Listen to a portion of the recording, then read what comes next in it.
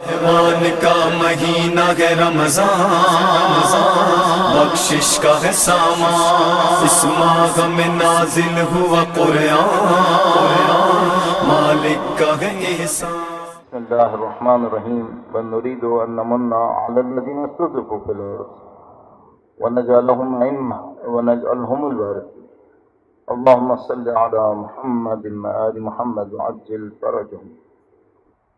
رب العالمین کا انتہائی شکر ہے، انتہائی احسان ہے، اس نے ہمیں دین نصیب کیا، قرآن کریم کی ہدایت نصیب کی۔ گرچہ ہم نے اس دین اور اس قرآن کے ساتھ اچھا نہیں کیا، ہم نے اسے اپنے کھیل میں استعمال کیا، ہم نے اس کے اوقات کو، اس کی ہدایت کو اپنے اپنے اہداف کے لیے دیا۔ اس خاطر وہ جو دین کا اثر ہم پر ہونا چاہیے وہ بھی نہیں ہو پاتا۔ میں اس کو بہت دفعہ عرض کرتا ہوں، مجھے نہیں معلوم دنیا میں کوئی جگہ ایسی ہو جہاں مسجدیں کم ہوئی ہوں، امام بارگاہ کم ہوئے ہوں، قرآن کریم کم پڑھا جاتا ہو، سب کچھ ہو رہا ہے، لیکن جو دین کا اثر عمومی طور پر ہونا چاہیے تھا وہ نہیں ہو رہا۔ ماہ رمضان بھی ایسے ہی ہے۔ ماہ رمضان برکتوں کا مہینہ ہے، رحمتوں کا مہینہ ہے، اس میں انسانوں کے لیے خدا متعال کی طرف سے برکتیں جاری کی گئی ہیں، شیطان کو باندھ دیا گیا ہے، سارے کام ہو گئے۔ تو ماہ رمضان میں دین مسلمان تبدیل کیوں نہیں ہوئے؟ یعنی مثلا پہلی ماہ رمضان کو جو مسلمان ہیں وہ 30 ماہ رمضان تک پہنچتے پہنچتے تبدیل ہو جاتے، بہتر انسان بن جاتے، نہیں بنے۔ اور دیکھتے ہیں کہ وہیں سے جہاں سے شروع کرتے ہیں وہیں تک ختم ہو جاتا ہے۔ زیادہ سے زیادہ کیا ہوتا ہے، جیسے کہ میں نے عرض کیا کہ کچھ لوگ بھوکے رہتے ہیں، کچھ لوگ پیاسے رہتے ہیں، معاملہ ختم۔ بھوک اور پیاس کے بعد سب چیزیں ختم ہو جاتی ہیں۔ تو ایسا کیوں ہوتا ہے؟ وہ جو ہم دیکھتے ہیں کہ بھائی ماہ مبارک رمضان سے انسان کی کیپیسٹیز گروتھ کریں، انسان مختلف انسان بن جائیں، اگلے سال تک کے لیے اس کے اندر انرجیز آئیں، طاقتیں آئیں، توانائی آئیں، یہ کیوں نہیں ہوتا؟ اس کی ایک وجہ یہ ہے کہ ہم نے جس انداز سے اس کو دیکھنا تھا اس انداز سے نہیں دیکھا۔ ہم نے جس انداز سے یہ پورا دین دیکھنا تھا، دین کا نظام دیکھنا تھا، یہ جو پروگرامز ہوتے ہیں، یہ جو تقریریں ہوتی ہیں، یہ جو کام انجام پاتے ہیں، یہ کیوں انجام پاتے ہیں، کس طرح سے انجام پاتے ہیں، ان سب میں ایک کھوٹ آ گیا ہے۔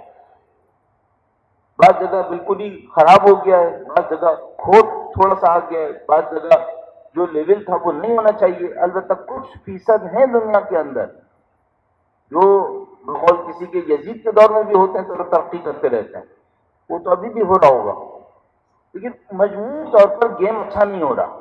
اور اس کی وجہ کیا ہے؟ اس کی وجہ یہ ہے کہ جو پرسیپشنز تھے وہ پرسیپشنز بہت سطحی ہیں، نہیں ہے ان کے اندر۔ ہم نے پچھلے سیشن میں اس بات کو کوشش کی تھی پوائنٹ آؤٹ کرنے کی کہ بھئی یہ جو ماہ مبارک رمضان آتا ہے یہ صرف اس لیے نہیں آتا کہ ہماری فزیکل ہیلتھ میں اضافہ کر دے۔ ہاں یہ بھی ہے اس کا ایک اثر کہ کوئی انسان اگر 30 دن ماہ رمضان کو اس کی اسپرٹ کے ساتھ روزہ رکھے گا تو اس کی فزیکل ہیلتھ بھی امپروو ہو جائے گی، اس کی سوشل لائف بھی امپروو ہو جائے گی، اس کی فیملی کی زندگی بھی امپروو ہو جائے گی، لیکن یہ صرف اس کام کے لیے نہیں ہے۔ تو یہ کس کام کے لیے، انسان میں کیا تبدیل کرنے کے لیے؟ اور امپورٹنٹ پوائنٹ جو میں اس دن عرض کر رہا تھا، کل کے سیشن میں عرض کیا، وہ یہ تھا کہ بھئی کوئی ایسی تبدیلی ماہ مبارک رمضان میں ہمیں ٹارگٹ کرنی چاہیے جو ماہ رمضان ختم ہونے کے بعد بھی باقی رہنی ہے۔ آپ اور میں دعا پڑھتے ہیں یا علی یا عظیم یا غفور یا رحیم، کتنے دن تک پڑھیں گے؟ ماہ رمضان کے آخری دن تک۔ اس کا اثر کب تک رہے گا؟ جب تک ہم پڑھ رہے ہیں۔ اگر اس کا اثر وہی ہو جو اتنے دن تک رہنا ہے جتنے دن تک ہم نے پڑھا ہے تو ماہ مبارک رمضان ختم ہو گیا، معاملہ ختم ہو گیا۔ یہ تو وہ اثر نہیں ہے جو ہمیشہ باقی رہنے والا ہے، جبکہ ہمیں ماہ رمضان کا وہ اثر چاہیے تھا جو ہمیشہ باقی رہے۔ تو وہ اثر کون سا ہے؟ اس میں ہمارا اصرار تھا کہ بھئی انسان کی جو کیپیسٹیز ہیں ان کو چیک کرنا چاہیے، انسان کا جو کنیکشن خدا سے ہے اس کو دیکھنا چاہیے، ان میں کوئی تبدیلی آنی ہے۔ اور اگر ان میں تبدیلی نہیں آئی تو یہ سامنے کی جو تبدیلیاں ہیں یہ تو 30 دن میں ختم ہو جائیں گی، اور پریکٹیکلی اس وقت یہی ہو رہا ہے۔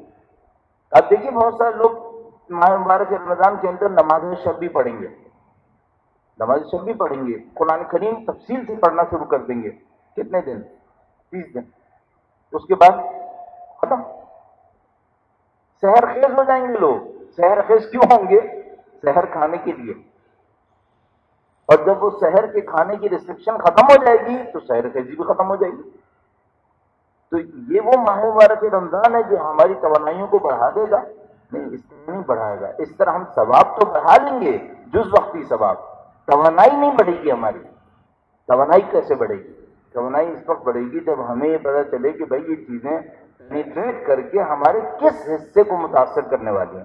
ایک مثال دیتا ہوں، دنیاوی سی مثال.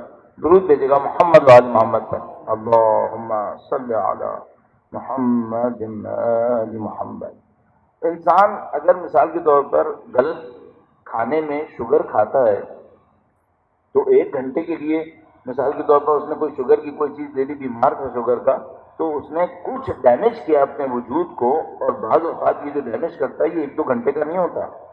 یہ کوئی ایسا ڈیمیج ہو جاتا ہے کہ سمجھ لو پرماننٹ گیا. مثلا اس کے نتیجے میں کوئی شوق لگ گیا اسے. اچھا، اس نے مزہ کتنی دیر کا لیا تھا؟ 15 منٹ کا، 20 منٹ کا. اور جو شوق لگا وہ کیا تھا؟ شوق ممکن ہے پیرالائز ہو جائے، ممکن ہے کوما میں چلا جائے، ممکن ہے یہ سب چیزیں. بہتری میں بھی ایسا ہی ہو سکتا ہے. یعنی آپ نے محنت تو 30 دن کی، لیکن آپ نے کوئی ایسا انگریڈینٹ اپنی باڈی تک پہنچا دیا کہ جو آپ کو لائف ٹائم میں سپورٹ کر دے گا. اسپرچویلٹی میں بھی یہی ہونا ہے. ہمیں ماہ مبارک رمضان میں اپنے اندر کوئی ایسا انگریڈینٹ بڑھانا ہے جس کے نتیجے میں ہماری ابدی زندگی کے اوپر کوئی اثر پڑ جائے. اب بات کو جسے کہتے ہیں محدود کرتے ہوئے، لمیٹڈ کرتے ہوئے کیا بڑھائیں اپنے اندر، کیا اثر بڑھائیں؟ تو اشارتاً کل عرض کیا تھا وہ یہ کہ بھائی آپ کا پرسیپشن، ایک دیکھنے کا انداز ہوتا ہے خدائی انداز، ایک دیکھنا کا انداز ہوتا ہے، معذرت کے ساتھ آج کی دنیا کو دیکھتے ہوئے کہہ رہا ہوں، میڈیا کا انداز. میڈیا ہر چیز میں ایک چیز دیکھتا ہے، کیا بکے گا.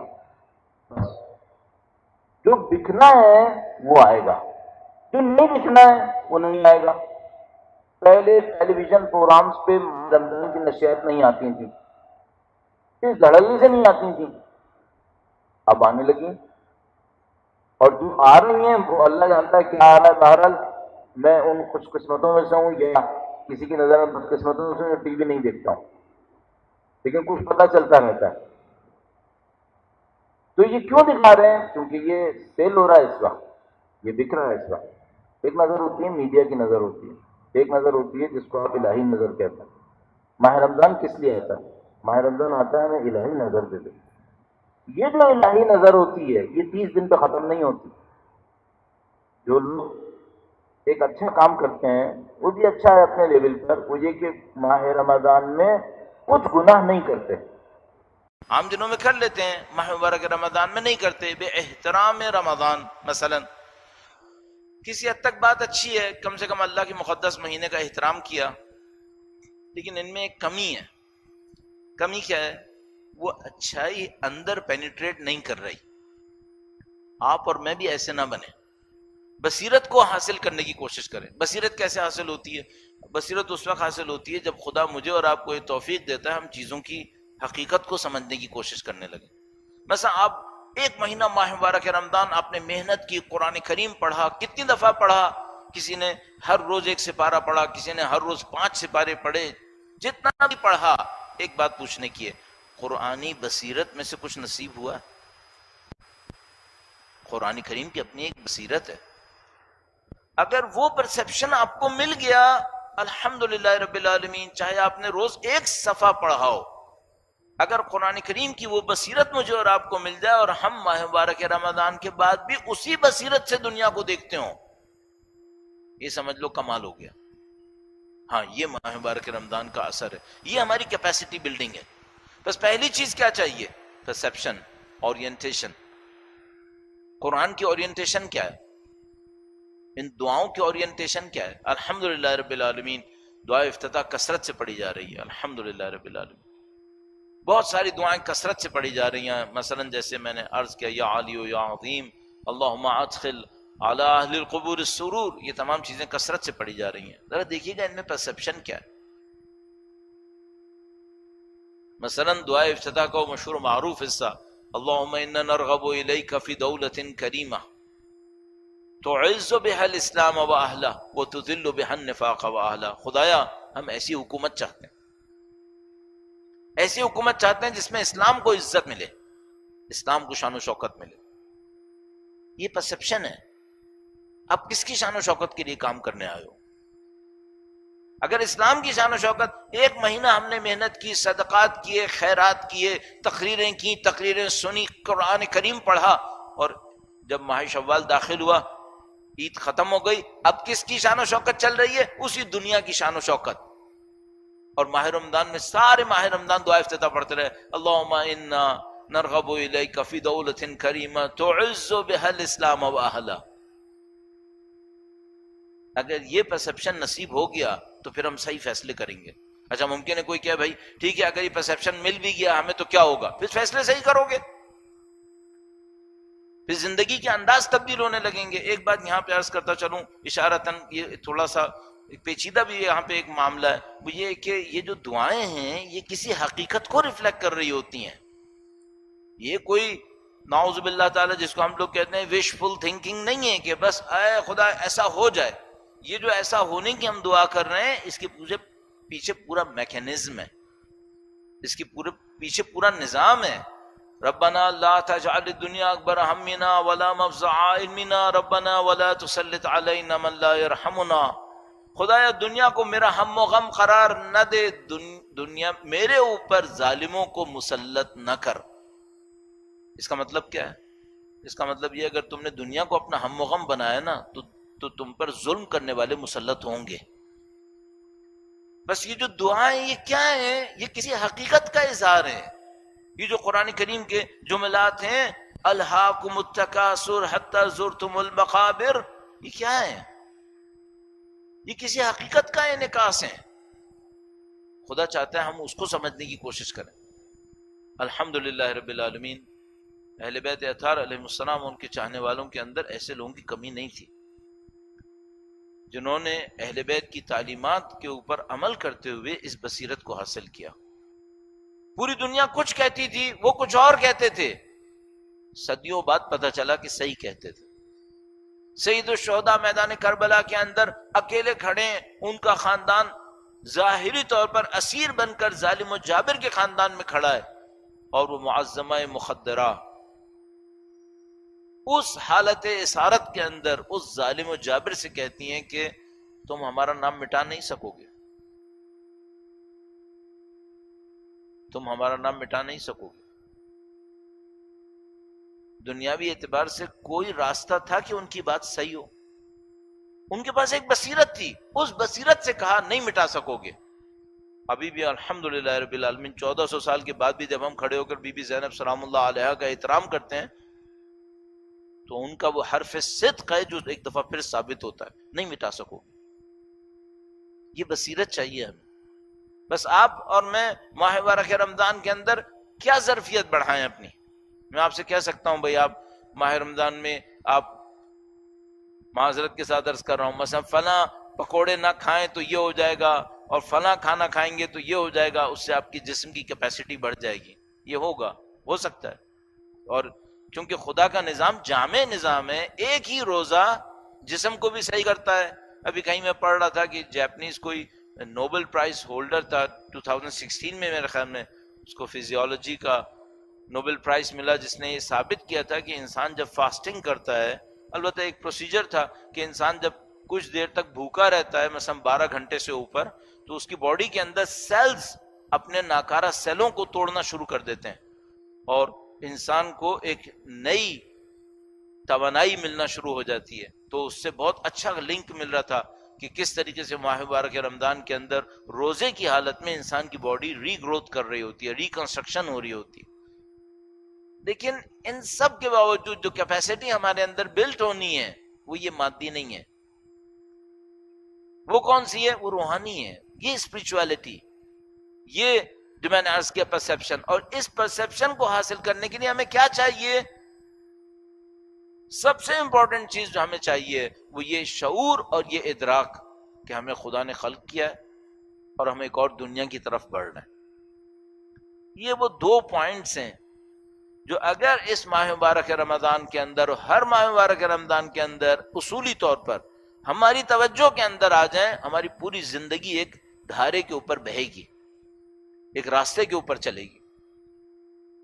2 پوائنٹس کیا ہوئے؟ خدا نے خلق کیا، کسی مقصد سے خلق کیا، اور کسی سمت جا رہے ہیں، ہم کسی سمت بڑھ رہے ہیں۔ اگر یہ 2 باتیں ہمارے لیے کلیئر ہو جائیں، آپ کہیں گے بھائی یہ باتیں سب جانتے ہیں، جانتے تو ہیں، ایمان کہاں ہے، یقین کہاں ہے اس کے اوپر؟ آپ کہیں گے یقین بھی ہے، قسم کھانے کو تیار ہے، بالکل صحیح ہے۔ جب 2 جگہ پہ ٹکراؤ ہوتا ہے دنیا اور آخرت کا، تو کیوں آخرت پیچھے چلی جاتی ہے؟ کسی نے مجھے ابھی چند دن پہلے کانٹیکٹ کیا اور کہا کہ اتنا خدا ہمیں بلاتا ہے، ادعونی استجب لکم اذکرونی اذکرکم۔ جب ہم خدا سے کہتے ہیں خدا اپنی محبت ہمارے دلوں کے اندر ڈال دے، تو یہ تو نہیں ہوتا، کیوں نہیں ہوتا؟ تو میرے ذہن میں یہ بات آئی کہ بھائی اگر ہم خدا سے وہ مانگ رہے ہیں جو دنیا میں اہم ترین چیز ہے، دولت خدا الٹے سیدھے طریقوں سے مانگنے والوں کو بھی دے سکتا ہے، شہرت دے سکتا ہے، طاقت دے سکتا ہے، لیکن اگر خدا سے ہم مطالبہ کرتے ہیں خدا اپنی محبت دے، تو سب سے پہلی چیز جو ہم سے ڈیمانڈ کرتا ہے وہ یہ کہ تم مانگنے میں سچے ہو۔ اچھا، مانگنے میں سچائی کو میں کیسے ثابت کروں؟ تم ایسے ثابت کر لو کہ جو تمہاری لائف کا پرائم ٹائم ہے اس میں دوسری چیزوں کو پیچھے چھوڑ کر اس چیز کو خدا سے مانگ لو۔ تو مثال کے طور پر میری زندگی کے اندر کچھ وقت ایسا ہے جو میں نے اپنے آرام کے لیے رکھا ہوا ہے، کچھ وقت ایسا ہے جو میں نے اپنے کام کے لیے رکھا ہوا ہے، کچھ وقت ایسا ہے جو میں نے تفریح کے لیے رکھا ہوا ہے۔ ان سب سے فارغ ہو کر میں نے ایک وقت رکھا ہے جس میں اللہ سے کہہ رہا ہوں خدایا کائنات کی سب سے قیمتی چیز مجھے آسانی سے دے دے۔ کیسے ہو سکتا ہے؟ یہ کہاں ہو سکتا ہے؟ ابھی دیکھیے ہم لوگ یہی کرنا چاہتے ہیں، اور جب تک ہم اس طریقے سے یہ کام کریں گے یہ ہونا نہیں ہے۔ یعنی مجھے یاد ہے ہم لوگ قم میں ایک استاد کی کلاس میں جاتے تھے، تو ہمارے یہاں قم میں جو کلاسز اوپن کلاسز ہوتی تھیں، کچھ تو اسکولز کے تحت ہوتی تھیں، کالجز کے تحت ہوتی تھیں، وہاں تو اٹینڈنس وغیرہ ہوتی تھی کہ بھائی بندہ آیا تھا نہیں آیا تھا اسٹوڈنٹ، لیکن جو جس کو ہم لوگ حوضے کی کلاسز کہتے تھے، عمومی کلاسز ہوتی تھیں بڑے بڑے اساتذہ کی، ان میں کوئی اٹینڈنس وغیرہ کچھ نہیں ہوتی، کوئی آیا نہیں آیا، پڑھایا نہیں پڑھا، سب اپنی ذمہ داری پہ یہ کام کرتے تھے۔ تو وہاں پر ایک استاد تھے، بہت اچھا پڑھاتے تھے، فقہ پڑھاتے تھے، اور میں ان سے شیخ مرتضیٰ انصاری کی مقاصد پڑھتا تھا، نام بڑا عجیب سا تھا ان کا۔ تو وہ بہت اچھا پڑھاتے تھے، اور وہ یہ کام کرتے تھے کہ مثلا ایک بندہ ایک دن آیا اور دوسرے دن نہیں آیا، تو تیسرے دن مثلا اس سے پوچھتے تھے کل کہاں تھے تم؟ بہت ہوشیار تھے، ایک ایک بندے کا انہیں پتا ہوتا تھا۔ تو بعض اوقات مثلا وہ بندہ کہتا تھا میں آیا تھا، تو کہتے تھے کہاں بیٹھے تھے؟ تو بتاتا تھا مثلا میں فلاں پلر کے پیچھے بیٹھا تھا، تو کہتے نہیں پلرز کے پیچھے نہیں بیٹھا کرو، میرے سامنے آ کے بیٹھا کرو۔ تو ایک دن کسی سے پوچھا کہ بھائی تم کل کہاں تھے؟ کہنے لگا مجھے کچھ کام تھا میں گیا ہوا تھا۔ تو کہنے لگا اچھا وہ کام تھا اور یہ کام بھی نہیں ہے۔ بعض اوقات ہم خدا کے ساتھ یہ کرتے ہیں، خدا سے کہتے ہیں خدایا میں نماز شب کے لیے کھڑا نہیں ہو سکتا، کیوں؟ کیونکہ مجھے صبح کو کچھ کام پہ جانا ہوتا ہے، چونکہ مجھے کام کے لیے اپنے فزیکل باڈی کو تیار رکھنا ہوتا ہے، تو میں تیری خاطر یہ آرام نہیں چھوڑ سکتا۔ اس کے بعد میں خدا سے یہ چاہ رہا ہوں کہ خدا وہ مجھے دے دے جو کائنات کی سب سے قیمتی چیز تھی، وہ کیا؟ اس کی محبت۔ یہ تو ہو سکتا ہے کہ خدا اس کام کے نتیجے میں پیسے کی محبت میرے دل میں ڈال دے، ممکن ہے پیسہ بھی میرے نصیب میں ڈال دے، لیکن خدا اپنی محبت ڈال دے وہ بھی ٹاپ کلاس کی، یہ اس طرح سے نہیں ہو پائے گا۔ آپ کو کون سی کیپیسٹی بلڈ کرنی ہے ماہ مبارک رمضان کے اندر؟ یہ کیپیسٹی بلڈ کرنی ہے کہ خدا میری اور آپ کی ٹاپ پرائرٹی ہو جائے، خدا کے لیے قربانی دینا میری اور آپ کی ٹاپ پرائرٹی ہو جائے۔ یہ کیپیسٹی بلڈ کرنی ہے کہ اپنے آپ کو بہتر بنانا اور اس دنیا کے لیے تیار کرنا، یہ ہماری ٹاپ پرائرٹی ہو جائے۔ اچھا جیسے ہی میں آپ سے یہ کہوں گا، ممکن ہے آپ مجھ سے کہیں مولانا اس کا مطلب یہ ہے کہ آپ سب کو یہ کہہ رہے ہیں کہ بھائی تم لوگ جاب پہ پہنچ سکو یا نہ پہنچ سکو، اپنی نمازوں کو پورا کرو، عبادتوں کو پورا کرو، باقی دنیا پہ توجہ مت دو۔ میرا اپنا یہ خیال ہے، جہاں تک میں ابھی تک سمجھ پایا ہوں، وہ یہ کہ اگر میں نے یہ کام کیا کہ خدا میری ٹاپ پرائرٹی ہوا اور آخرت میری ٹاپ پرائرٹی ہوئی تو مجھے یقین ہے کہ اس بندے کی دنیا کہیں نہیں جائے گی، اس بندے کی دنیا بھی اسے ملے گی۔ تو فرق کیا پڑا اس بندے کا جو دنیا کے پیچھے بھاگتا تھا؟ ماہ مبارک رمضان میں ایک تبدیلی آئی، اب وہ خدا کے پیچھے جاتا ہے۔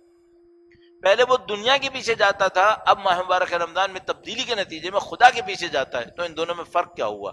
ان دونوں میں فرق یہ ہوا کہ اب یہ حقیقت کو پائے گا، اور جب دنیا اس کو ملے گی تو دنیا اس کے سائڈ میں رہے گی، دنیا کو چھوڑنے کے لیے بھی تیار رہے گا۔ اچھا اگر یہ ہوا تو اس کے بعد اگلا قدم کیا ہے؟ ایک سینیریو ڈیولپ کرتا ہوں آپ کے سامنے، درود بھیجے گا محمد و آل محمد پر۔ اللہم صلی علی محمد و آل محمد وعجل فرج۔ صاحب ہماری دعاؤں میں سے ایک دعا ہے، اللہم عجل لولیک الفرج، اللہم صلی علی محمد و آل۔ خدایا ان کے ظہور میں تعجیل فرما۔ اب ماہ مبارک رمضان کی دعاؤں کے اندر دیکھ لیں کتنا ذکر ہے، خدایا ان کے ظہور مبارک میں تعجیل فرما۔ اللہم اجعلنا من اعوانہ و انصارہ، خدایا ہمیں ان کے اعوان و انصار میں سے قرار فرما۔ ذابین عنہ، ان کے دفاع کرنے والوں میں سے قرار فرما۔ مسارعین الیہ فی قضاء حوائجہ، ان کے احکام کو پورا کرنے والوں میں، تیزی سے بڑھنے والوں میں قرار فرما۔ یہ سب کون لوگ کریں گے؟ جن کی کیپیسٹی دنیا کے لیے ہوگی، جن کی کیپیسٹی اپنے آپ کو دیکھنے پر رہے گی، جن کی کیپیسٹی میں کوئی قربانی نہیں ہوگی۔ ابھی ہمارے سامنے ایک فینومینا ہے، فینومینا یہ ہے کہ ہمارے ملک کے اندر کچھ لوگ، کتنا عجیب ہے یہ، غائب کر دیے گئے، لاپتہ کر دیے گئے۔ یعنی کیا مطلب؟ معلوم نہیں روئے زمین پہ کہاں چلے گئے، ایسا دکھایا جا رہا ہے۔ اچھا یہ اوپن سیکرٹ ہے کہ سب کو معلوم ہے کہ ایسا نہیں ہے کہ کسی کو نہیں معلوم کہ کہاں پر ہیں، نہیں، کچھ لوگوں کو پتا ہے کہ کہاں پر ہیں۔ اب سوال یہ ہے اس کے خلاف آواز اٹھانی ہے یا نہیں اٹھانی ہے؟ کچھ کہنا ہے یا نہیں کہنا ہے؟ کیا کیپیسٹی بلڈ کریں آپ ماہ مبارک رمضان کے ذریعے سے؟ حق کہنے کی کیپیسٹی، یہ ظرفیت بڑھائیں اپنی۔ اس ماہ مبارک رمضان میں عظیم ترین شب قدر ہے۔ روئے زمین پر جو سب سے بڑا واقعہ پیش آیا ہے ماہ مبارک رمضان کے اندر، وہ مولا امیر المومنین کی شہادت کا واقعہ ہے۔ ان کی ذات مبارک ہم سے کیا کہہ رہی ہے؟ کونا للدار میں خصمن، ظلم کے خلاف آواز اٹھاؤ۔ میں جب آپ سے یہ جملات کہہ رہا ہوں تو اندر سے، جس کو میں کہہ رہا ہوں اندر سے میری حالت خراب ہو رہی ہے۔ کیوں؟ مجھے احساس ہو رہا ہے ہم نے ان باتوں پہ عمل نہیں کیا، ہم نے مولا امیر المومنین کی کہے پہ انصاف نہیں کیا۔ اس ماہ مبارک رمضان میں جو آسمانی واقعات میں اہم ترین واقعہ ہوا ہے، گرچہ مولا امیر المومنین کی شہادت بھی آسمانی واقعہ ہے، لیکن چونکہ ظاہری طور پہ، جسمانی طور پہ دنیا کی جغرافیہ میں ہوا ہے، اس لیے میں اس کو دنیا کا واقعہ کہہ رہا ہوں، ورنہ وہ آسمانی واقعہ ہے۔ لیکن بہرحال آسمانی واقعات میں جو سب سے اہم واقعہ ہوا وہ قرآن کریم کا نزول، انا انزلناہ فی لیلۃ القدر۔ اور قرآن کریم کس چیز کی دعوت دیتا ہے؟ اعدلوا هو اقرب للتقوی، عدل کرو۔ تو آپ ماہ مبارک رمضان میں اپنے اندر کیا کیپیسٹی بڑھائیں؟ دوبارہ کمپیریزن میں کرتا ہوں، بہت اچھا روزہ رکھا میں نے، میری پوری باڈی اس جاپنیز اسکالر کے کہے کے مطابق ریکنسٹرکشن میں چلی گئی، نئی باڈی مجھے مل گئی، نیا خون مل گیا مجھے، کافی ہے؟ آپ کہیں گے نہیں۔ اچھا جناب، میں نے ماہ مبارک رمضان میں بڑے صدقے خیرات کیے، اتنے صدقے خیرات کیے جو پورے سال میں نہیں کرتا تھا، اور اس کے نتیجے میں مجھے ڈھیر سارا ثواب مل گیا، لیکن روح قرآنی میرے اندر نہیں آئی، تو مجھے اپنے آپ سے پوچھنا پڑے گا اس ثواب کا اثر کیا ہوا؟ ایک دن میں نے چند دن پہلے عرض کیا تھا کہ کیا انسان اور ثواب کا رشتہ ایک ٹرک پر لادے جانے والے لوڈ کا ہے؟ ایک ٹرک کے اوپر 1000 کلو سونا ہو، ایک ٹرک کے اوپر 1000 کلو کپڑا ہو، ایک ٹرک کے اوپر 1000 کلو انسان بیٹھے ہوں، بچے بیٹھے ہوں، ٹرک پہ فرق نہیں پڑے گا. کیا ہم اور ثواب بھی ایسے ہی ہیں؟ ہم اور ثواب ایسے نہیں ہیں. ثواب ہمارے وجود کو تبدیل کرتا ہے. ہمارا وجود دوسرا وجود ہوتا ہے اگر ثواب قبول کر لیا جائے. تو اگر میں نے واقعاً ماہ مبارک رمضان کے اندر واقعاً عظیم الشان ثواب کسب کیا ہے تو خود بخود میں کون بن جاؤں گا؟ میں بن جاؤں گا قرآنی وجود. میں بن جاؤں گا مولا امیر المومنین کا سچا تابع دار. جیسے ہی میں یہ کام کروں گا وہ احکام قرآنیہ میرے اندر ظاہر ہونا شروع ہو جائیں گے.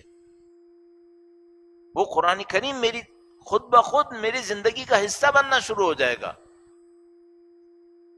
البتہ یہ کہیں کہ اس کے بعد زندگی آسان ہوگی، نہیں، شاید تھوڑی سی مشکل میں ہی پڑ جائے. وہ جو امیر المومنین کے آوان و انصار تھے ان کی زندگیاں آسانی میں نہیں تھیں ظاہری طور پہ، گرچہ وہ جنتوں میں تھے دنیا میں رہتے ہوئے بھی. تو آپ کی اور میری کیپیسٹی جو واقعاً بڑھنی ہے ماہ مبارک رمضان کے اندر، عزیزان محترم، اور خاص کر میں آپ سے خطاب اس لیے عرض کرتے ہوئے کہہ رہا ہوں، خطاب کا مطلب یعنی میرا وہ تقریر کرنا نہیں ہے، خطاب کا مطلب آپ کی خدمت میں کہنا ہے وہ یہ ہے کہ آپ الحمدللہ دینداری پہ مائل لوگ ہیں. ظاہر ہے اگر کوئی یہ اسپیچز سن رہا ہے تو وہ دینداری پہ مائل نہیں ہوگا تو مجھ جیسے کو سنے گا ہی کیوں اصلاً؟ نہ میرے اندر اور تو کسی چیز کے لیے نہیں دیکھے گا، نہ سنے گا. دینداری پہ مائل ہوگا تو دیکھے گا، سنے گا. تو آپ دینداری کے اوپر مائل ہیں، اپنے دین سے وہ اٹھا کے جائیں جو آپ کے وجود کا حصہ بن جائے، نہ صرف یہ کہ ایک بوری سر کے اوپر لدی ہوئی ہو. اگر میرے جیسے لوگ یہاں پر بولتے رہیں اور یہ بولے ہمارے اوپر اثر نہ کرے، ہمارے وجود کے اندر پینیٹریٹ نہ کرے، تو ہم یحمل اسفارا بن جائیں گے قرآن کریم کے مطابق. قرآن کریم ہمیں یحمل اسفارا نہیں دیکھنا چاہتا ہے، نعوذ باللہ تعالی. قرآن کریم ہمیں کیا دیکھنا چاہتا ہے؟ وہ وجود دیکھنا چاہتا ہے. جعلنا لہ نورا یمشی بہ فی الناس، ہم نے ان کے لیے نور قرار دے دیا ہے، اس نور کی روشنی میں زندگی گزارتے ہیں. آپ قرآن کریم، آپ ماہ مبارک رمضان سے اس کیپیسٹی کو ڈیولپ کریں. تو مثال کے طور پر میں ماہ مبارک رمضان کے اندر تلاوت قرآن کریم کروں. میں اس مطلب کو آپ کی خدمت میں عرض کروں گا. ایک دفعہ پھر ٹائم کو ریکنفرم کر لوں، اپنے پاس درود بھیجے گا محمد و آل محمد پر. اللہم صلی علی محمد و آل محمد وعجل فرج. ماہ مبارک رمضان میں قرآن کریم کی تلاوت کریں. کیا یہ انداز ہے قرآن کریم کی تلاوت کرنے کا؟ کسی نے پوچھا، اچھا سوال تھا، میں آپ کی خدمت میں عرض کر دوں. کسی نے مجھ سے پوچھا کہ ایک دفعہ ہم قرآن کریم پڑھتے ہیں تو مثال کے طور پر ایک آبجیکٹو بنا لیتے ہیں کہ بھائی مجھے روزانہ 1 سپارہ پڑھنا ہے. تو ظاہر ہے اگر میں ایک آبجیکٹو بنا لیتا ہوں مجھے روزانہ 1 سپارہ پڑھنا ہے تو میں اتنی توجہ سے نہیں پڑھتا، کیونکہ تھوڑا سا ٹارگٹ بنا لیتا ہوں کہ بھائی میرے پاس 25 منٹ ڈیلی ہیں، 30 منٹ ڈیلی ہیں، اب اس میں مجھے 1 سپارہ ختم کرنا ہے. تو اگر میں ہر آیت پہ رکنا شروع کر دوں، ہر صفحے پہ سوچنا شروع کر دوں تو پھر تو میرا وہ ٹارگٹ پورا نہیں ہوگا. اچھا اگر میں یہ کر لیتا ہوں کہ بھائی میں ٹارگٹ بناتا ہوں مجھے سوچنا ہے، تو میں بعض اوقات ایک آیت کو سوچنے لگتا ہوں، اسی میں میرا ٹائم نکل جاتا ہے اور میں دیکھتا ہوں پورے ماہ مبارک رمضان میں نے مثال کے طور پر 6 صفحے پڑھے، 8 صفحے پڑھے، تو میرا دل کڑتا ہے کہ میں نے اتنا ماہ مبارک رمضان میں صرف 8 صفحے پڑھے. تو حل کیا کروں؟ تو میں نے ان سے یہ عرض کیا کہ بھائی پہلے آپ یہ کریں کہ آپ ماہ مبارک رمضان میں روزانہ جو اپنا ٹائم قرآن کریم کو دیکھنا ہے وہ ٹائم تھوڑا سا سیٹ کریں اپنے لیے. تو مثال کے طور پر سوچ لیں کہ بھائی روزانہ مجھے کم از کم مثلا آدھا گھنٹہ دینا ہے. اب یہ جو آدھا گھنٹہ ہے اس میں 15 منٹ رکھ لیں آپ تھوڑا سا تیز پڑھنے پر. آپ کہیں گے نہیں اس کا کوئی فائدہ نہیں ہوگا، مت کہو. یہ قرآن کریم کے الفاظ میں بھی برکت ہے، ایسا نہیں ہے کہ الفاظ میں برکت نہیں ہے، پڑھنے میں برکت نہیں ہے، ایسا نہیں ہے، اس میں بھی برکت ہے. آدھا ٹائم رکھ لیں اس طرح کے پڑھنے میں جس میں بس ترجمہ دیکھتے ہوئے پڑھتے چلے جائیں، لیکن آدھا ٹائم رکھ لیں پوری توجہ دینے پر. اس سے فائدہ کیا ہوگا؟ اس سے فائدہ یہ ہوگا کہ آپ کا دل اس پہ بھی نہیں کوڑے گا کہ بھئی میں نے کچھ پڑھا ہی نہیں. تھوڑا سا کوانٹٹی کے حساب سے بھی آپ نے پڑھ لیا ہوگا، اور ایسا نہیں ہوگا کہ آپ کا میرا پڑھنا وہ ہو جائے کہ خدایا ایسا جیسے دعا میں ہے کہ خدایا ہمیں ایسا پڑھنا نہ دے جس میں تدبر نہ ہو. نہیں، تدبر ہونا چاہیے، فکر ہونی چاہیے. اچھا بس اس طرح آپ قرآن کریم کے دونوں فائدوں کو حاصل کر سکتے ہیں. پھر انشاءاللہ ایک ٹائم پہنچے گا کہ وہ جو آپ آدھا حصہ ذرا تیز پڑھیں گے اس میں خدا اس تیزی میں بھی تدبر ڈال دے گا، تفکر ڈال دے گا، اس میں بھی حاصل ہونا شروع ہو جائے گا، یہ یقیناً ہوگا انشاءاللہ تعالی۔ تو اب مثال کے طور پر قرآن کریم کی تلاوت کر رہے ہیں ماہ مبارک رمضان کے اندر، اور میں چاہتا ہوں کہ یہ میری ذات کا حصہ بن جائے، تو میں کیا کروں؟ کسی نے بہت زبردست ایک بات کہی، میرے خیال میں آیت اللہ عبد الکریم کشمیری سے شاید نقل کی یہ بات، میرے ذہن میں جو آتا ہے، میرے خیال میں انہی سے تھا کہ انہوں نے کہا، بعض اوقات احساس کرتا ہوں ہم لوگ بہت کوتاہی کر گئے، میرے جیسے لوگ، ہم نے زندگیاں گزار دیں، وہ نہیں کیا جو کرنا چاہیے تھا۔ تو انہوں نے کہا کہ آپ قرآن کریم کی ایک آیت کریمہ کو لیں اور اس آیت کریمہ کو بار بار دہرائیں دن میں، سوچ سمجھ کے، امن یجیب المضطر اذا دعاہ یکشف السوء۔ ایک دفعہ ہم مصیبت میں پڑتے ہیں، بغیر سوچے سمجھے اپنی مشکل کو ذہن میں رکھتے ہوئے ایک آیت پڑھتے ہیں، امن یجیب المضطر اذا دعاہ یکشف السوء۔ جب پڑھ رہے ہوتے ہیں تو مثلا کسی بیمار کی شفا کے لیے پڑھ رہے ہوتے ہیں، اس بیمار کو سوچ رہے ہوتے ہیں کہ خدا اس کو شفا دے دے۔ ایک دفعہ کیا کریں، آیت پڑھیں، کچھ مت سوچیں، خود آیت کو سوچیں، خود آیت کو سوچیں۔ اگر ہم یہ کام کر گئے، وہ قرآنی آیت میرے اور آپ کے وجود کا حصہ بنے گی۔ میں نے آپ سے عرض کیا تھا، ایک ٹرک ہوتا ہے، اس کے اوپر کوئی لوڈ ہوتا ہے، کوئی وزن ہوتا ہے، وہ ٹرک کو چینج نہیں کرتا ہے۔ ہم ویسے نہیں ہیں، اگر ہمارا لوڈ اچھا ہوا ہم بھی چینج ہوں گے۔ تو اگر مثلا آیت کریمہ میں نے اچھی پڑھی اور اس کے اوپر غور کیا، فکر کی، امن یجیب المضطر اذا دعاہ یکشف السوء، سوچیں اس کے اوپر، مسلسل سوچیں۔ اور بہت ساری آیات کریمہ ہیں، مثلا وَأَفَوِّضُ أَمْرِي إِلَى اللَّهِ إِنَّ اللَّهَ بَصِيرٌ بِالْعِبَادِ فَاللَّهُ خَيْرٌ حَافِظًا وَهُوَ أَرْحَمُ الرَّاحِمِينَ رَبِّ اغْفِرْ وَارْحَمْ۔ کتنی آیات کریمہ ہیں۔ جب خدا نے متعال فرماتا ہے اذکرونی اذکرکم واشکروا لی ولا تکفرون، سوچیں، سوچتے چلے جائیں، اور کچھ وقت سوچنے کے بعد آپ اور میں دیکھیں گے کچھ پینیٹریشن ہو رہی ہے ہمارے اندر۔ یہ آیات کریمہ ہمیں پتہ ہے نبی کا معجزہ ہے۔ یہی عمل جو میں نے ابھی آپ کی خدمت میں عرض کیا قرآن کریم کے ساتھ، یہی اثر احادیث میں بھی ہے، اپنی ایک اور توانائی کے ساتھ، اپنے ایک اور انداز کے اندر۔ تو مثال کے طور پر اس کی بھی ایک دو مثالیں آپ کی خدمت میں عرض کر دوں۔ درود بھیجے گا محمد و آل محمد پر، اللہم صلی علی محمد آل محمد وعجل فرجہ۔ بعض اوقات میں جسارتاً آپ سے اپنے کچھ تجربے شیئر کرتا ہوں، اس کا مجھے خطرہ ہوتا ہے کہ اس کا ثواب بھی میرے ہاتھ سے نہ نکل جائے کسی ریاکاری کی وجہ سے۔ پھر یہ سوچتا ہوں کہ یہ ٹائپ آف انویسٹمنٹ ہے، شاید جو میرے ساتھ تجربہ ہوا شاید کسی اور کو بھی فائدہ دے تو اس کا ثواب بھی مجھے مل جائے گا۔ میں کتنے عرصے انجام دوں گا، کچھ عرصے میں میری زندگی میں چیپٹر ختم ہو جائے گا تو کوئی اور انجام دے گا، اس کا بھی مجھے ثواب مل جائے گا۔ تو اس خاطر یہ شیئر کر رہا ہوں۔ تو مثال کے طور پر میں نے ایک روایت پڑھی مولا 8ویں امام سے، مولا امام رضا کی ذات پر درود بھیجیں محمد و آل محمد، اللہم صلی علی محمد۔ ہم لوگ جو دینی طالب علم ہیں، دینی طالب علم مشہور ہوتے ہیں، مولا 5ویں امام اور مولا 6 امام کے شاگرد ہوتے ہیں۔ کاش ایسا ہو جائے، مشہور ایسا ہوتا ہے۔ تو چونکہ ان 2 امام کی روایات کافی زیادہ ہوتی ہیں اور باقی ائمہ کی روایات ہوتی ہیں، ظاہر اس تعداد میں نہیں ہے، تو مجھے لگا کہ توسل کرنے کا ایک راستہ ائمہ اطہار سے ان کی روایتوں پر عمل کرنا ہے۔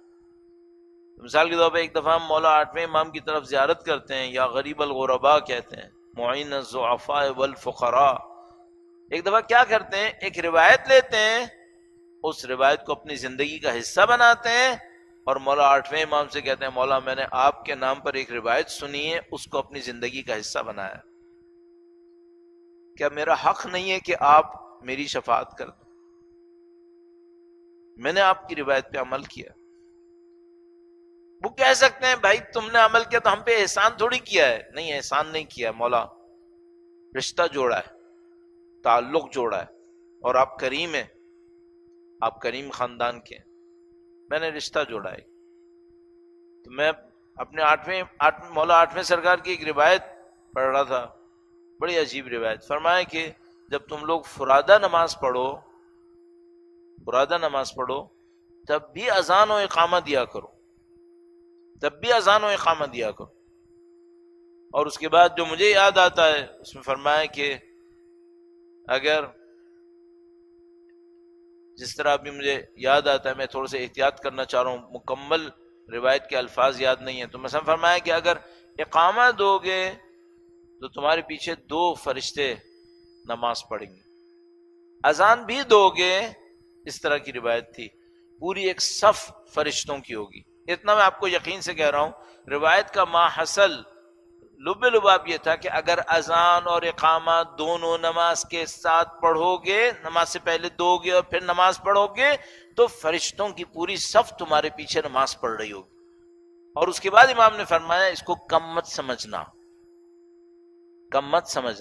اب مجھے نہیں معلوم فرشتوں کی تعداد کو امام نے کہا کہ بہت زیادہ ہوگی، ایک صف ہوگی لیکن بہت زیادہ ہوں گے، اسے کم مت سمجھنا، یا امام نے یہ کہا کہ یہ ایک جو چند فرشتے تمہارے پیچھے نماز پڑھیں اسے کم مت سمجھو، اس کا ثواب بہت ہے، یا کوئی اور مطلب، لیکن امام نے کہا اسے غنیمت جانو. اب فرض کرنے میں نے اپنی زندگی میں طے کر لیا کہ بھائی میں مولا آٹھویں امام کا ماننے والا ہوں، انہیں سلام کرنے والا ہوں، ہر روز سلام کرتا ہوں، میں نے ان کی ایک روایت سنی ہے، میں اس روایت پہ عمل کروں گا. اچھا اب فرض کر لیں میں نے اس پہ عمل کرنا شروع کر دیا، جب بھی فرادہ بھی نماز پڑھتا تھا، اذان دی، اقامہ، پھر نماز پڑھی، اور اپنے ذہن میں کیا رکھا ہے؟ مولا آٹھویں امام سے توسل کر رہا ہوں.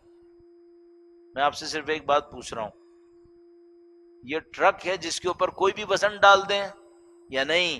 جو آدمی یہ کام کرے گا اس کا امام سے کنیکشن بنے گا.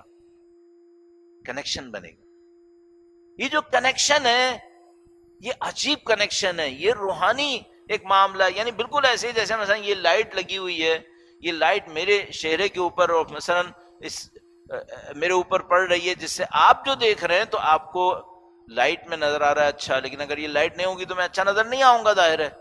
اسٹل یہ لائٹ میرے وجود کو تبدیل نہیں کر رہی ظاہری طور پہ، کر بھی رہی ہوگی تو خراب کر رہی ہوگی، اچھا نہیں کر رہی ہوگی. اہل بیت کی لائٹ ایسی نہیں ہے. اہل بیت کی لائٹ سامنے سے نہیں چمکاتی، اندر سے نکھار دیتی ہے.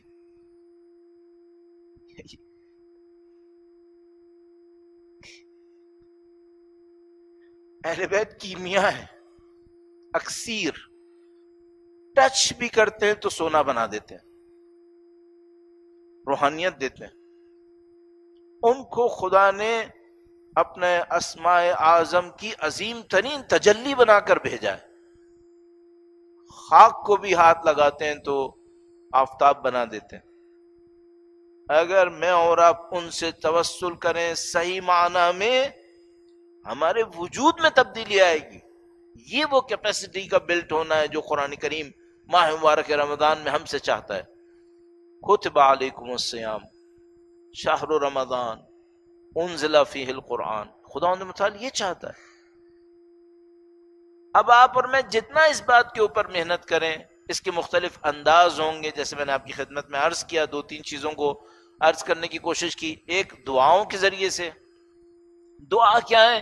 خدا سے ایک کنیکشن ہے، خدا کے ساتھ کنیکشن. اب یہ جو خدا کا کنیکشن ہے، یہ بالکل جیسے ابھی میں نے آپ کی خدمت میں مثالاً عرض کیا کہ اہل بیت سے جب ہم کنیکشن لیتے ہیں تو یہ کنیکشن صرف سامنے کو نہیں چمکا رہا ہوتا، بلکہ یہ ایک معنوی اثر دے رہا ہوتا ہے ہمارے پورے وجود کو. جو ہمارا معنوی وجود ہوتا ہے، ایگزسٹنس، ہماری نان میٹیریل ایگزسٹنس، آپ اسے میٹافزیکل ایگزسٹنس بھی کہہ سکتے ہیں، وہ تبدیل کر رہا ہوتا ہے، جس کو آپ برزخی حقیقت بھی کہہ سکتے ہیں. خدا کے ساتھ کنیکشن یہ کر رہا ہوتا ہے. اس کا اظہار کیا ہوگا؟ اس کا اظہار ہماری زندگی کے فیصلوں پر ہوگا، ہماری زندگیوں میں گناہوں کے اوپر رغبت میں کمی میں ہوگا، ہمارے اندر عبادتوں کی ایک نشاط اور ایک لذت کی तड़प के ऊपर होगा, ये इसकी निशानियां होंगी। अच्छा, अब फाइनली मैंने माह मुबारक रमजान में जो कुछ किया, शब कद्र में जो कुछ किया, तमाम जो मैंने आमाल अंजाम दिए, ये सवाल भी आया भाई कहीं पे, कैसे पता चले कि ये कबूल हुआ या नहीं हुआ? आप ये देखो कि माह मुबारक रमजान गुजरने के बाद आपके फैसले बेहतर हो गए, आपका जो शौक था जिन चीजों पे था वो बेहतर हो गया, आपकी जो आरजुएं थी वो बेहतर हो गई हैं, आपकी जो ओरिएंटेशन थी, परसेप्शंस थे, उखरवी हो गए, आखिरत की तरफ हो गए। अगर मेरे जैसा आदमी ये देखे मैंने बड़े तीर मारे माहे रमजान में, 4 कुरान खत्म कर लिए, सारी शबाए कदर मना ली, सर पे कुरान रख के पता नहीं क्या क्या कह चुका, शव्वाल का महीना दाखिल हुआ वहीं का वहीं, इसका मतलब क्या है? कुछ सवाब मिलेगा इंशाअल्लाह, लेकिन जो एग्जिस्टेंशियल चेंज, वजूद के अंदर जो तब्दीली आनी थी वो तब्दीली नहीं आई है। अच्छा, मुमकिन है कोई ये कहे कि मौलाना मसलन 25 साल से यही हो रहा था तो अभी तक तब्दीली नहीं आई हो, मुमकिन है आप एहसास ना कर पाए हो, लेकिन सब्सटेंशियल नहीं होगी, फिर बहुत कम होगी। तो तब्दीली आती है तो पता चल जाता है, यकीनन पता चल जाता है। यानी बिल्कुल ऐसे ही है जैसे एक पौधे के ऊपर बहार आई है और एक पौधे के ऊपर बहार नहीं आई है, पता चलता है या नहीं पता चलता है? मैंने घर में कुछ पौधे रखे हुए हैं, कुछ गमले में, कुछ जमीन के अंदर। तो ये जो फसल है ये बहार की फसल थी ना, मार्च का महीना, 21 मार्च को ऑफिशियली बहार का पहला दिन कहते हैं, जिसको नौरोज भी मनाते हैं। ये सारे पौधे एक तरह रिएक्ट नहीं करते, कुछ पौधे बहार के आने से पहले ही कुछ ना कुछ बेहतर होना शुरू हो जाते हैं, कुछ पौधे बाहर आने के बाद बेहतर होते हैं, कुछ पौधे एग्जैक्टली उसी दिन होते हैं। ये नहीं हो सकता एक पौधे के ऊपर बहार आए और पता ना चले। हम इंसान भी ऐसे ही हैं, अगर हमारे वजूद के ऊपर कुरान करीम की बहार आ गई, माह मुबारक रमजान बहार कुरान अगर आ गई, कैसे हो सकता है कि पता ना चले? कैसे हो सकता है कि कुरान से हम मुतासिर ना हो? ये नहीं होगा। और अगर खुदा ना करे, नाउज़ बिल्लाह ताला, मैं अपने जैसों के लिए अर्ज कर रहा हूं कि मेरे जैसे लोग माह मुबारक रमजान गुजारते चले गए और कुछ नहीं हुआ, पता ही नहीं चला, इसका मतलब क्या है? इसका मतलब यह है कि हमने लोड किया है कुछ सवाब, लेकिन वो हमारे अंदर पेनिट्रेट नहीं कर सका। तो वो जो लोड हुआ है वो भी कुछ फायदा देगा या नहीं देगा? कुछ ना कुछ देगा, असर कम हुआ, थोड़ी और मेहनत करनी पड़ेगी। अब इतनी जिंदगी नहीं हुआ तो अब क्या होगा? मुमकिन है कोई मेरे जैसा कहे कि भाई सारी जिंदगी, इतनी जिंदगी लगा दी, अब नहीं हुआ, अब कैसे होगा? ये खुदा के हाथ में है, एक रात में भी हो सकता है, नहीं पता कब होता है, ये खुदा का काम है।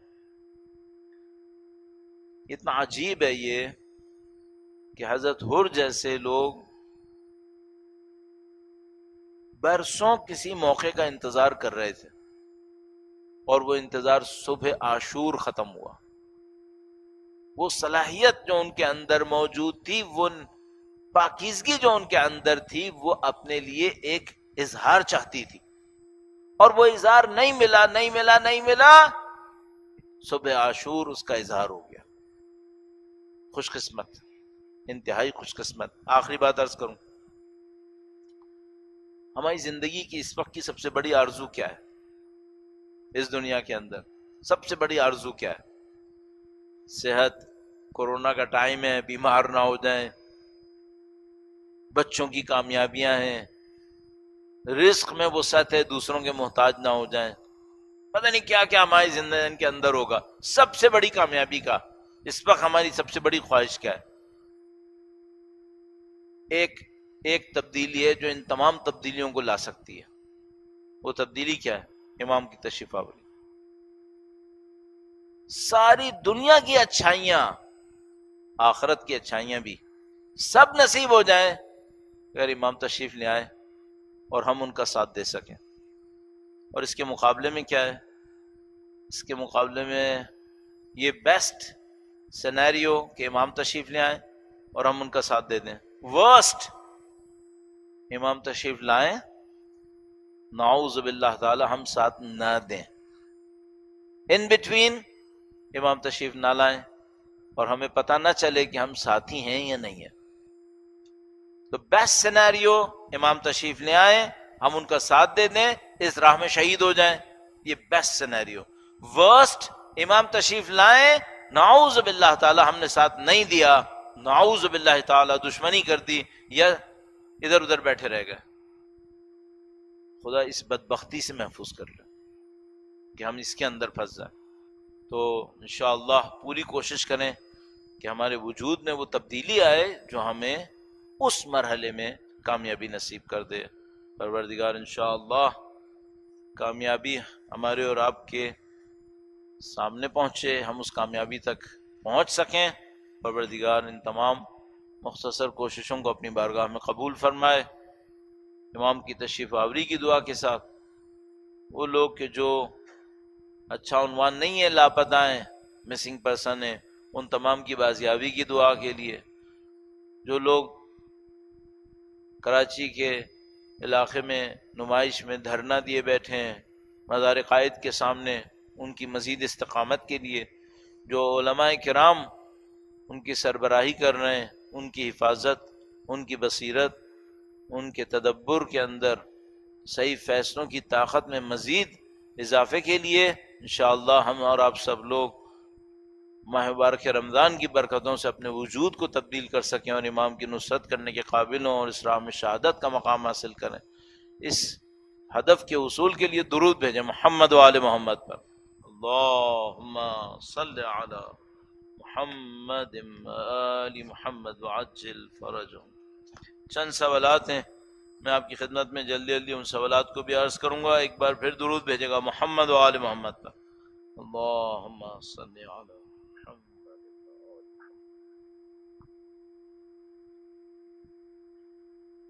لکھا ہے کہ اس مشکل دور میں ایک انسان اپنی زندگی کے حقیقی مقاصد کی طرف کیسے توجہ کر سکتا ہے. عرض کیا میں نے، آپ اپنے وجود کو اس انالیسس سے گزاریں کہ آپ کا وجود کیا ہے. آپ کا وجود جسم ہے تو آپ کا کامیابی جسمانی ڈھونڈیں. آپ کے وجود کے اندر اصالت اور اصل روح ہے تو کامیابی روحانی ڈھونڈیں. آپ کا وجود صرف اس دنیا کے لیے خلق ہوا ہے تو اس دنیا میں کامیابی ڈھونڈیں. ابد کے لیے خلق ہوا ہے تو کامیابی ابدی ڈھونڈیں. تو آپ اس کا انالیسس کر لیں آپ ہیں کیا، اور جیسے ہی آپ اس کا انالیسس، کامیاب انالیسس کر لیتے ہیں کہ آپ کیا ہیں، تو آپ کے لیے راستہ لاجیکلی کلیئر ہو جائے گا کہ بھائی مجھے کامیابی اس میں لینی ہے، باقی چیزوں میں کامیابی کوئی اتنی بڑی کامیابی نہیں ہے، وہ ایک دھوکہ ہوگا، فریب ہوگا.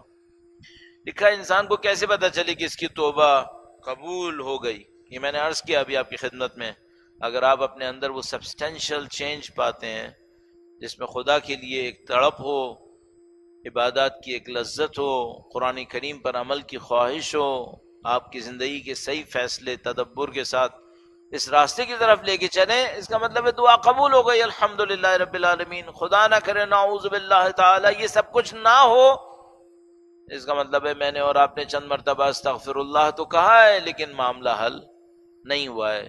تو کسی نے کہا کہ بھئی اگر تم استغفار کہہ رہے ہو اور ابھی تک وہ گناہ تمہیں لذت آمیز لگ رہا ہے جس کے اوپر استغفار کر رہے ہو، ابھی تک اس گناہ کا ایک ٹیسٹ اچھا لگ رہا ہے، اس کا مطلب کیا ہے؟ ابھی تمہاری توبہ قبول نہیں ہے، نہ تمہیں اس گناہ سے بدمزگی حاصل ہوئی، ابھی تک تمہیں گناہ اچھا لگ رہا ہے.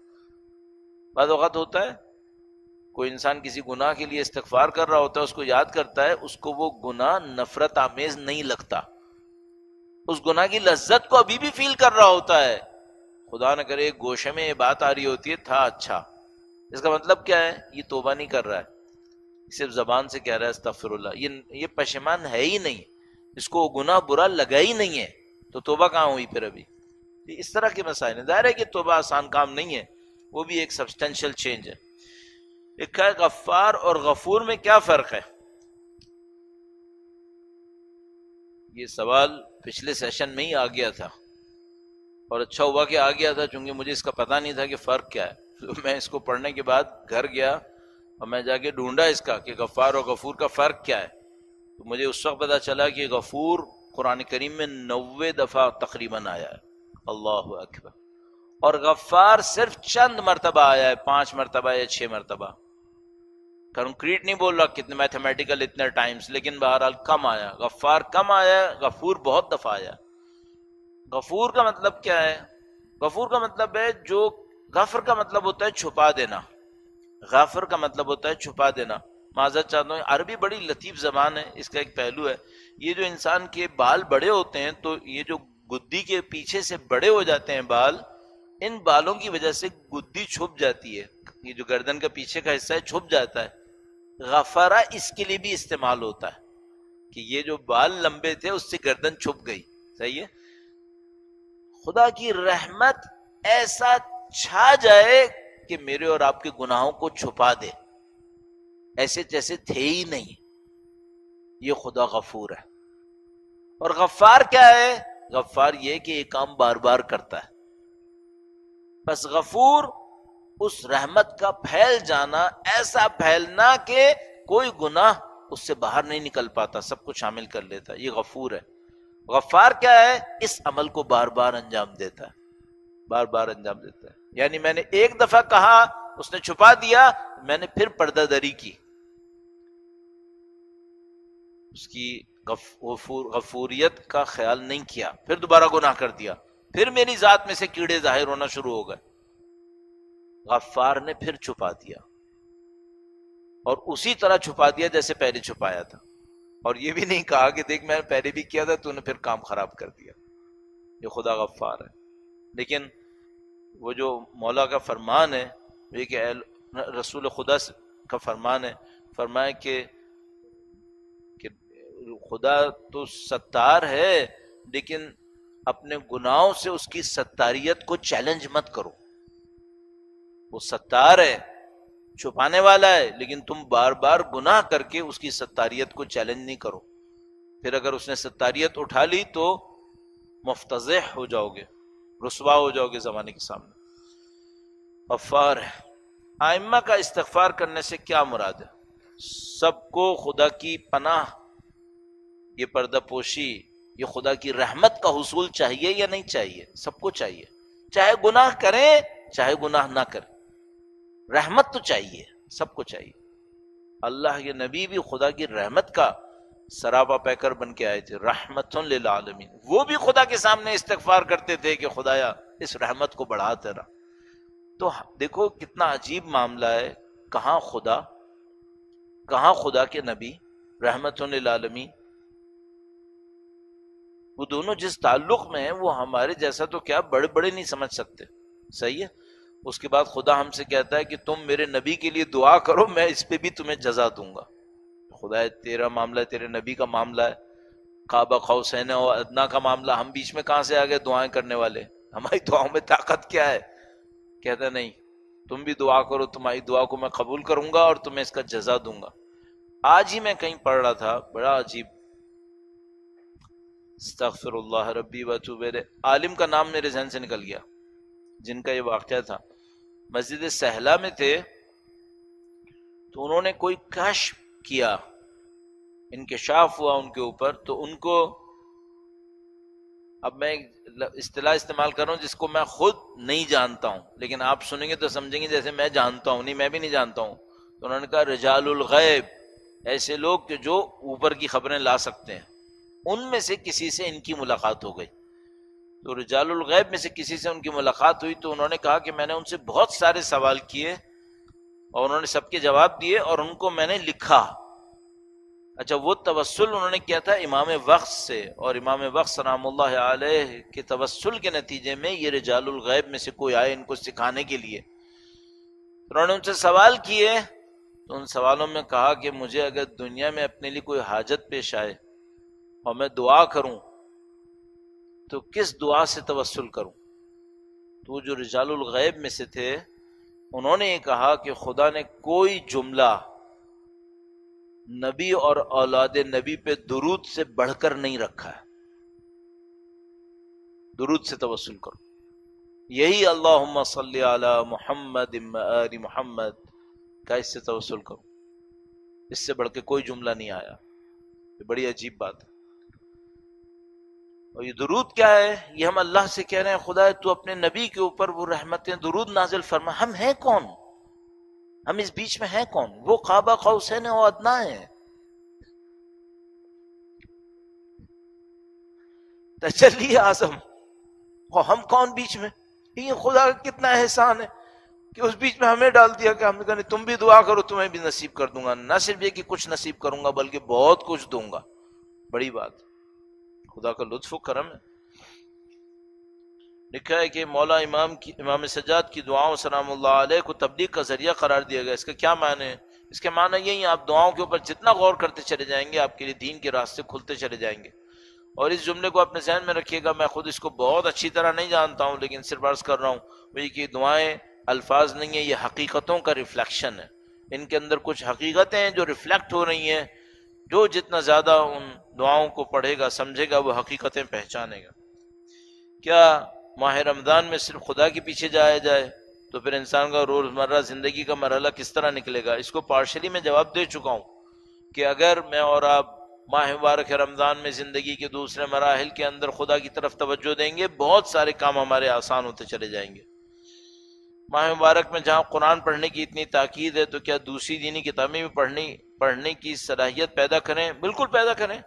چونکہ بعض اوقات ان دعاؤں اور قرآن کریم کو سمجھنے کے لیے وہ کتابیں ہمیں مدد دیتی ہیں. ہر ایک آدمی کے اندر کیپیسٹی نہیں ہوتی تو اسے کچھ اور کتابوں کی ضرورت پڑتی ہے تاکہ وہ دعاؤں کو اور قرآن کریم کو سمجھ سکے.